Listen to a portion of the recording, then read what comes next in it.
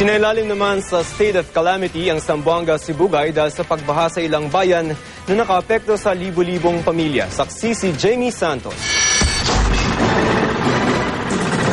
Hindi direktang dinaanan ng bagyong Ophel pero nagmistulang lawa sa taas ng baha ang mga bukirin sa bayan ng Imelda, Zamboanga, Sibugay.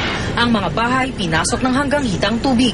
Ngayon, naghihirap kami. Ngayon, kaya wala pagkain. Sana tulungan kami ninyo eh. Sa aming pag-iikot, nasaksihan ko ang iniwang pinsala ng bagyong Ophel. Hindi na malaman kung nasaan ang kalsada at ang umapaw na ilog. Bagamat maganda na ang lagay ng panahon dito sa Barangay Santa Barbara, hindi pa rin makauwi sa kani-kanilang mga bahay ang mga residente rito. Dahil hanggang ngayon, abot bubong pa rin ng tubig baha. At para mapasok ang kanilang lugar, kakailanganin pang sumakay sa mga bangka. Buha talaga. Buha talaga.